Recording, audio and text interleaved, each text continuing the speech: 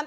ज्योति कुमार सिंह जी, कुल मिलाकर ये 400 पार और उसके बाद बीजेपी का जो कुनबा बढ़ाने का तरीका अलग अलग जगह देखने को मिल रहा है। और सबसे बड़ी बात ये है कि पार्टियों के अंदर नाराजगी इतनी है कि सब छोड़ छोड़कर बीजेपी का दामन थाम रहे हैं। कांग्रेस की पेशानी पर क्या ये चिंता का बल नहीं दे रहा कि तारीखों का ऐलान हो चुका है वोटिंग के लिए और उससे पहले लोग छिटक कर बीजेपी के पास जा रहे हैं जो उनको मजबूती देंगे चुनाव में? अपने एंकरिंग में ही बताया कि रामविलास पासवान और उनके जो भाई और उनके बेटे दोनों की लड़ाई की बात की, दोनों में डिफरेंसेस की बात की। एक एनडीए के साथ रह गया और एक चला गया। तो जहां तक आप बात कर रहे हैं छोड़ने की बात इंडिया गठबंधन से, तो आपने खुद ही बताया कि एक धड़ा वहां से निकल गया, तो ये बात गलत हो जाती है।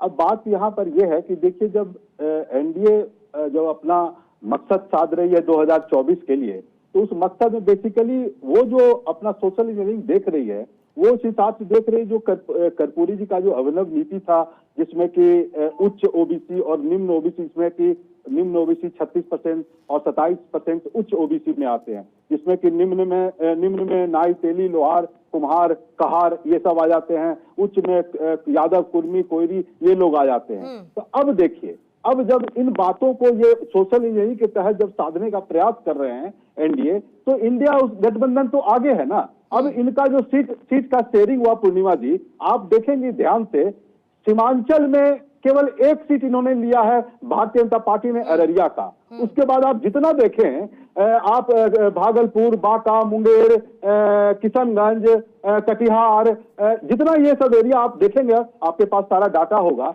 ये सारा जेडीयू ने लिया। अब आप देखें पूर्णिमा जी, अगर थोड़ा सा भी बिहार का आपको इसका थोड़ा सा पता है, तो आप देखेंगे इसमें बीजेपी और एनडीए अलायंस तो कहीं दिखेगा ही नहीं, कहीं सवाल ही नहीं पैदा है। और जहां तक नीतीश कुमार जी अपना एक जो अपना कैरेक्टर बना रखे हैं, जिसको भारतीय जनता पार्टी ने एक सर्टिफिकेट एक बार नहीं 1000 बार दे चुका है, पलट जाने का, दिमाग ठीक नहीं होने का, वो सारी बातों का लोगों में नीतीश कुमार का जाना आपके लिए डेंट है। आप मानिए ना, आप सीट शेयरिंग फॉर्मूले को लेकर बीजेपी पर सवाल खड़े कर रहे हैं सर, लेकिन seat sharing formula Nitish Kumar कहते कहते थक गए कि भाई सीट शेयरिंग फॉर्मूला तय कर लीजिए।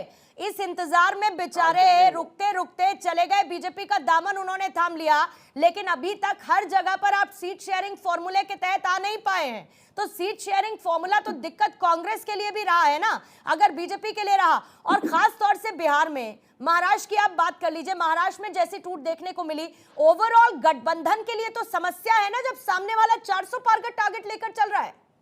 तो अब आप अपने मन से 543 कर लें तो उसका तो कोई बात नहीं है ना। जनता चाह रही है, जनता चाह रही है इंडिया गठबंधन को, और जनता चाह रही है एनडीए अलायंस को 200-150 सीट से नीचे। ये आप कुछ बोले और भारतीय जनता पार्टी के स्टेटमेंट को तो आप ये भविष्यवाणी कर रहे हैं कि 200 से नीचे जाएगी बीजेपी? हाँ, ये हम बोले, आप इसको कोट कीजिए, आप इसको कोट करें ना। कोट कर रही हूं मैं इसको कोट कर रही हूं। आप नहीं बोल रही है ना। कांग्रेस के प्रवक्ता ने नेशनल टेलीविजन की डिबेट में कह दिया कि 400 पार शिगुफा है और बीजेपी रहेगी 200 के नीचे। बिल्कुल, उससे भी कम रहेगी, उससे भी कम रहेगी। 150 कर रहे हैं आप, 150 से 200 के बीच में रहेगी आप कह रहे हैं। 400 पार खत्म है इनका। गठबंधन प्रचंड बहुमत से सरकार बनाएगी 2024 में। ठीक है।